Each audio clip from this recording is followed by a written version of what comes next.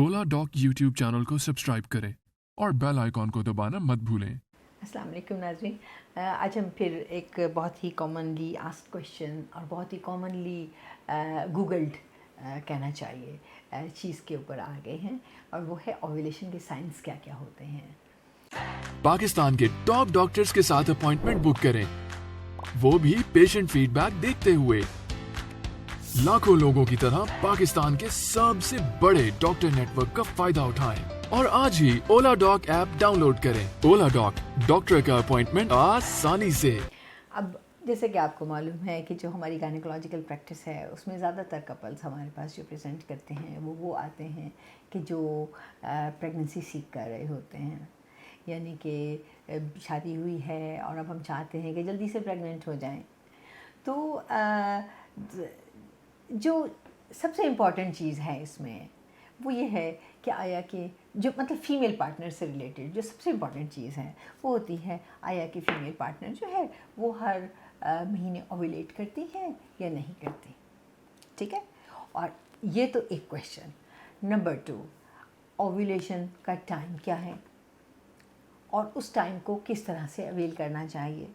सो ये वो क्वेश्चंस हैं जो बहुत ही कॉमनली आस्क्ड होते हैं, और हमारे यंग कपल्स जो हमारे पास आते हैं सबसे पहले वो हमसे यही सवाल पूछते हैं कि डॉक्टर साहब कैसे पता चलेगा कि मेरी ओव्यूलेशन हो गई है, या कैसे पता चलेगा कि मुझे ओव्यूलेट नहीं हो रहा।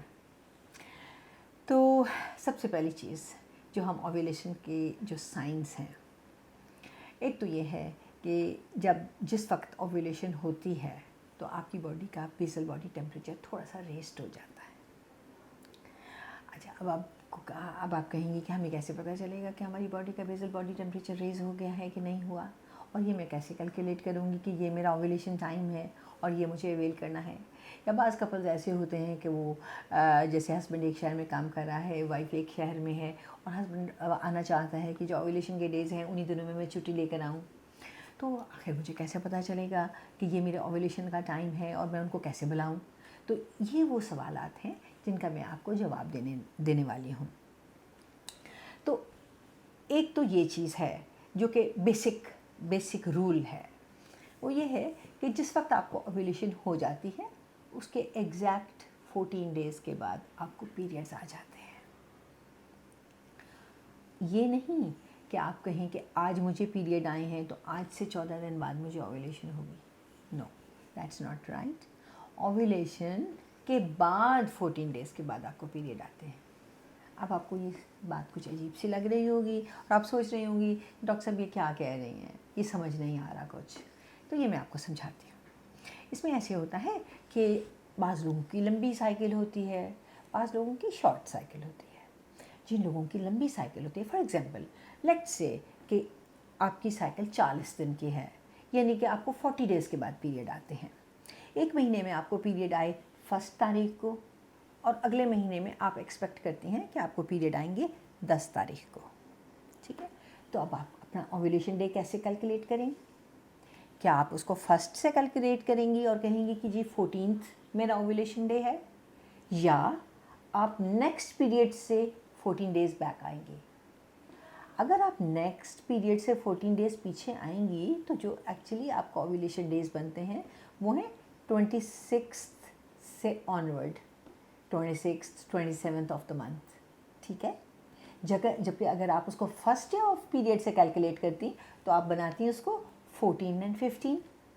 तो अब आपने डिफरेंस देखा कि कितना फ़र्क पड़ा इस चीज़ से। इसी तरह से अगर आप की शॉर्ट साइकिल है, सपोजिंगली आपकी 21 दिन की साइकिल है, तो आपको 21 जिस दिन यानी कि आपको पहली को पीरियड आए थे और उसके बाद आपको 21st को पीरियड आ जाते हैं। बाय द वे एक बात मैं आपको इस वक्त यहाँ बताती चलूँ कि तो अगर आपकी पीरियड जो है वो 21 डेज से भी पहले आ जाते हैं तो वो फिर शॉर्ट साइकिल नहीं कहलाता। आपको चाहिए कि आप अपने गायनेकोलॉजिस्ट के साथ को मिलें और उनको उसके बारे में बताएं, क्योंकि वो फिर इरेगुलर पीरियड्स में आ जाता है। ठीक है, तो अच्छा, सपोजिंगली आपकी 21 दिन की साइकिल है, तो आपको फर्स्ट को पीरियड्स आए थे, अगली दफ़ा आपको 21st को पीरियड आए हैं। तो इसका मतलब ये है कि आपकी जो साइकिल है उसका डेट्स कौन सी होंगी? वो होंगी 9, 10, 11, इज़न्ट इट? आप 21 से 14 दिन पीछे आ जाएं तो क्या बनेगा? 9 तारीख बनेगी ना, या 8, 9, 10 बनेगी, जो कि पीरियड्स के फ़ौरन बाद वाले डेज़ हैं। ये बड़ी हैरानकुन बात है, लेकिन असल में ऐसा ही होता है कि वही डेज़ हैं आपके ओव्यूलेशन के।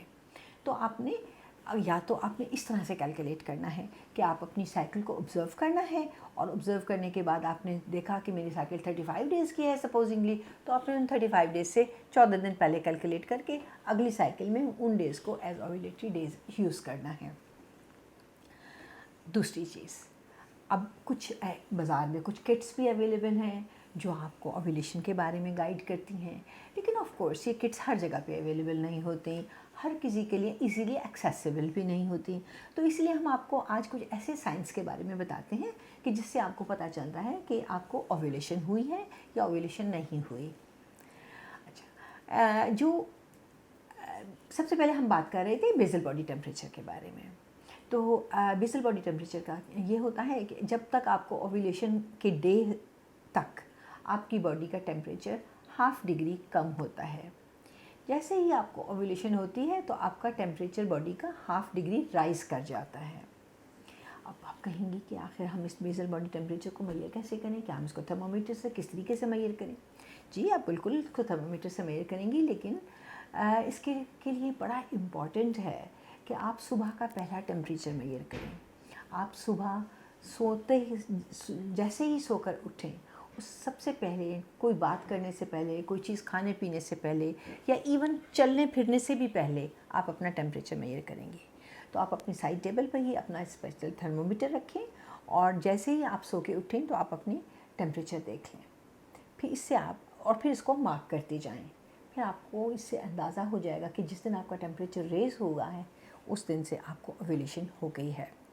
तो ओव्यूलेशन के बाद second half of the cycle में ये टेम्परेचर इसी तरह से रेस्ड रहता है, और आपको चाहिए कि आप जैसे ही आपका पहला दिन रेस्ट टेम्परेचर को हो, आप उस टाइम को यूटिलाइज़ करें, क्योंकि वो बहुत ही इम्पॉर्टेंट टाइम होता है। उसके अलावा कुछ लोगों को ओव्यूलेशन के दिनों में हल्का सा बॉडी के अंदर दर्द होता है, या पेट के लोअर हिस्से में उनको दर्द महसूस होता है। आमतौर पर ये दर्द ओव्यूलेशन के साथ साथ जो थोड़ा सा ब्लड रिलीज़ होता है और थोड़ा सा फ्लूइड रिलीज़ करता है, वो पेरिटोनियल कैविटी में जाके थोड़ी सी इरिटेशन करता है, और उनको महसूस होता है कि उन्हें दर्द हो रहा है पेट में। तो ये भी बहुत इंपॉर्टेंट साइन है। इसको मिशेलमर्स साइन कहते हैं। ये भी ओव्यूलेशन का साइन है। उसके अलावा कुछ लोगों को अपना जो वल्वा है वो बाज़ दफ़ा स्वोलन महसूस होता है, वो भी ओव्यूलेशन का साइन होता है। बाज़ दफ़ा आपको अपनी ब्रेस्ट में टेंडरनेस महसूस होती है, वो भी ओव्यूलेशन का साइन है। उसके अलावा जो सर्विक्स है, सर्विक्स में भी कुछ चेंजेस आती हैं।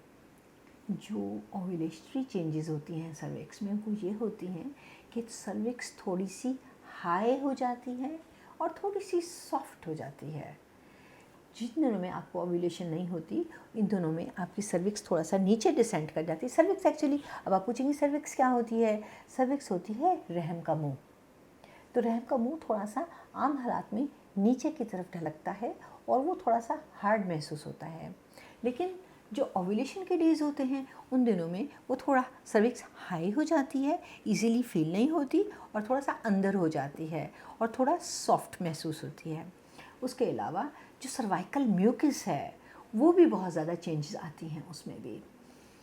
ओव्यूलेशन से एन पहले जो सर्वाइकल म्यूकस है वो बहुत थिन होती है और वाटरी होती है। ओव्यूलेशन के फ़ौरन बाद वो थोड़ा थिक और स्टिकी हो जाती है, और अगर आप उसको 2 उंगलियों के दरमियान स्ट्रेच करें तो वो तार बना पाती है। तो उसका मतलब होता है आपका ओव्यूलेशन हो गई है। अगर आप ओव्यूलेशन से एन पहले वाली सर्वाइकल म्यूकस को चेक करेंगी तो वो बहुत थिन है, और अगर आप उसको 2 उंगलियों के दरमियान इस तरह से करें तो वो तार नहीं बनाएगी, वो टूट जाएगी। तो ये भी साइन होता है कि ओव्यूलेशन हो गई है। उसके अलावा बाज़ लोग चेक कर सकते हैं जो थूक जो है, जिसको स्लाइवा कहते हैं, उसको भी अगर माइक्रोस्कोप के नीचे स्लाइड बना के चेक किया जाए तो वो फर्निंग पैटर्न बनाता है। लेकिन ये तो बहुत ज़्यादा ही टीडियस सा है, और आम हालात में इसको चेक करना काफ़ी ज़्यादा मुश्किल हो जाता है। बाज़ दफ़ा आप लोगों की सेक्स डिज़ायर भी उस दौरान इंक्रीज़ हो जाती है। तो ये तो है साइंस ऑफ ओव्यूलेशन। और मैं एक चीज़ आपको एडवाइस करूँगी इस वक्त, वो ये है कि जब आप एक दफ़ा डिटरमाइन कर लें कि ये आपका टाइम ऑफ ओव्यूलेशन है, तो आपको कोशिश ये करनी चाहिए कि आप उससे एक आधा दिन पहले से ही अपने हस्बैंड से मिलना शुरू करें, क्योंकि जो स्पर्म्स हैं बाज़ दफ़ा उनको टाइम लगता है तकरीबन 6 से 8 घंटे कि जिसमें वो यूट्रस के अंदर दरमियान से गुज़र के, ट्यूब्स में से गुज़र के और वो एग्स के करीब पहुंच जाएं। तो स्पर्म तो ज़िंदा रहता है तकरीबन 4-5 दिन। तो अगर उस वक्त तक स्पर्म वहाँ पे ऑलरेडी मौजूद है जिस वक्त आपका एग ओव्यूलेट हो रहा है, तो वो जल्दी से उसको फ़ौरन ही कैच कर लेगा और फर्टिलाइजेशन हो जाएगी। तो इसलिए हम आम तौर पे ये एडवाइस करते हैं कि ओव्यूलेशन से एक दिन पहले से ही आप अपनी एक्टिविटी को शुरू करें, ताकि जो है स्पर्म्स वहाँ पे मौजूद हों ऑलरेडी जिस वक्त एग रिलीज़ हो।